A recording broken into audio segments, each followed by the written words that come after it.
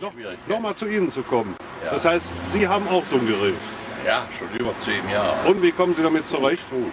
Ich habe außerdem noch ein Sauerstoffgerät, nicht? Zusätzlich noch, weil das noch nicht ausreicht. Muss ja jede Minute noch nachts 2 Liter Sauerstoff haben. Aber das heißt, durch diese Therapie sind Sie wieder munterer geworden. Ja, eins steht jedenfalls fest, ich schlafe wegen meiner Füße sehr schlecht. Aber ich bin morgens nicht müde. Also die REM-Phase, die ist doch... Das merken Sie, ne? Ja. Also es ist so hier, wie man sagen, Freund, wir sehen natürlich auch, ich kann... eins ist ja natürlich klar, wenn Sie rumdrehen und alles schläft. Ich merke, dass jedes Tier und auch schön werden, das war's. Aber ich kann mich nicht aber rutscht sich die Maske und dann bist du...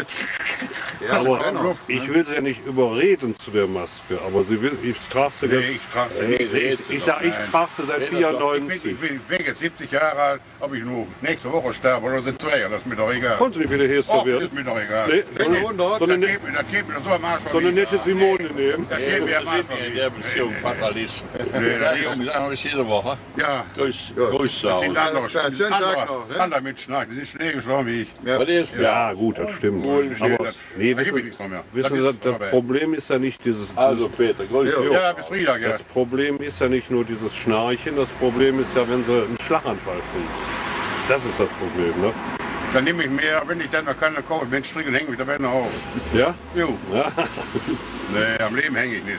Nee? Nee. Hören Sie mal, Sie sehen doch so frisch und munter Ja, das aus. macht ja Sinn. Und Sie wollen doch noch singen. Ja, natürlich auch. Ja. Solange wie es geht. Wenn das nicht mehr geht, hören wir das auf. Sind Sie im Kronenberger Ja. Dinges? Ach, ihr singt doch immer eine Stadthalle. Ja.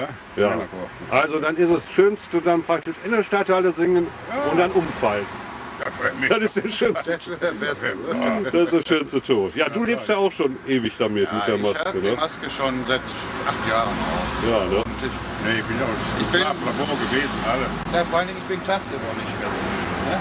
Das ist wirklich schöner. Man hat zwar Nacht, man wacht immer wieder mal auf, weil man sich rumgedreht hat oder so, aber tagsüber ist man fit. Oh, das. Ich lege mich jeden Mittag nach dem ersten 1,5 Stunden hin. Da bin ich von morgens bis abends normalerweise topfit.